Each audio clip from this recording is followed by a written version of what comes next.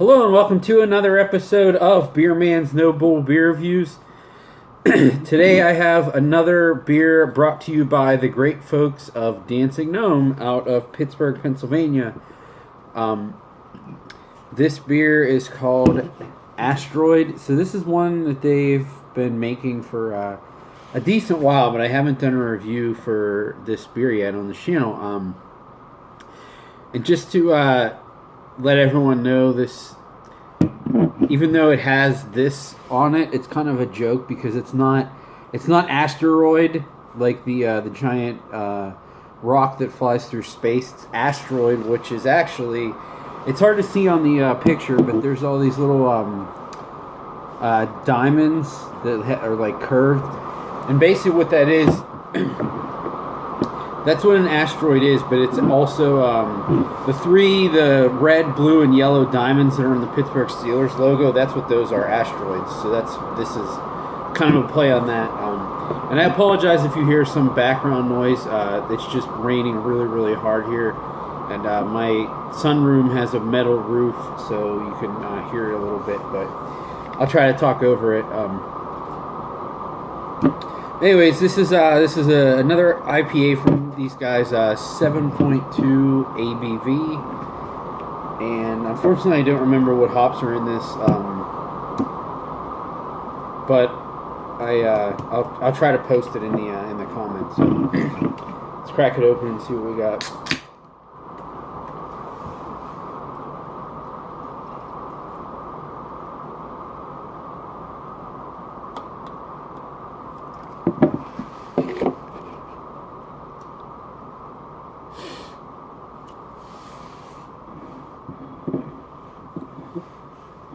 So as you can see, this pours a really, really hazy, I would say dark golden color, almost getting towards an orange. It really does look like orange juice with a pretty minimal white head.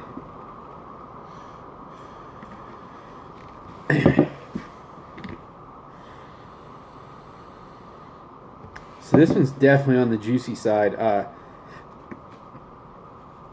Lots of orange and pineapple. I would say it's more orange than pineapple. It definitely has that orange juicy quality. A tiny bit of that earthy, woody character that some IPAs have. Not really getting any grain character at all, or any hint of the alcohol. I mean, it's 7.2 if I didn't say that before. Not that that's like really strong, but it's not, it's not like 5% either.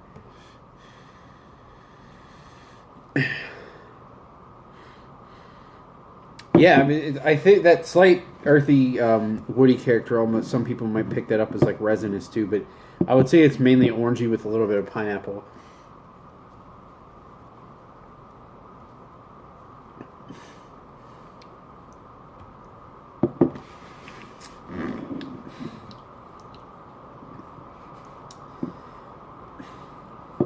The flavor's pretty similar, but it's not quite as juicy as I was expecting it to be given the nose.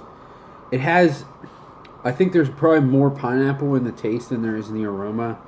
And almost like the orange character that it has is because of the bitterness. It's almost like drinking orange juice after brushing your teeth. Not like that, not that abrasive, but it reminds me of that a little bit. And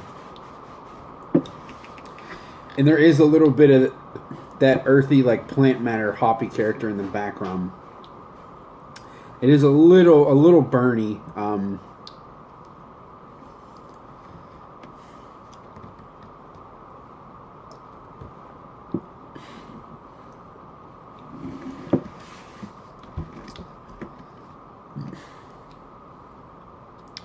And I'm not really tasting the alcohol, but I am getting it a little here in the chest and the throat. It definitely has more bitterness than most of their beers do when they're this old. Not that this is super old, but I think it's like getting close to 2 months. but it doesn't. It definitely doesn't have any character of, like, being old. It doesn't taste oxidized at all. The hops are still super fresh. That's why I love their beer. Like, I can get a 4-pack of it and not have to drink it within the first couple of weeks, which is nice.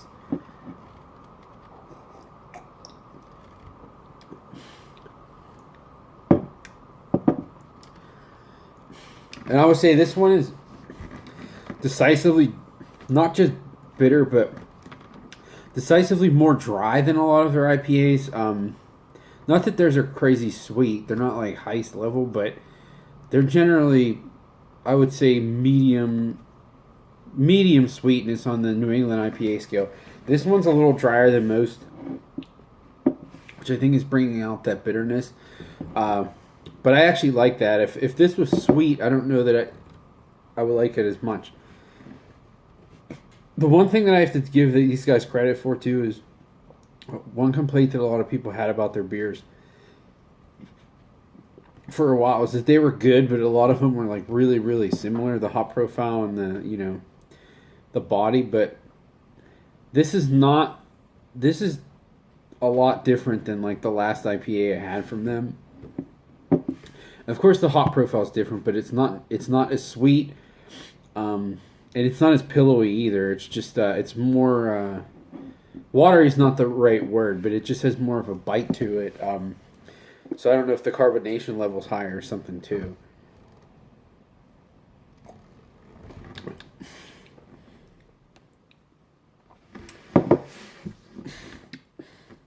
It took me a couple gulps to get accustomed to the bitterness compared to like some of their other stuff.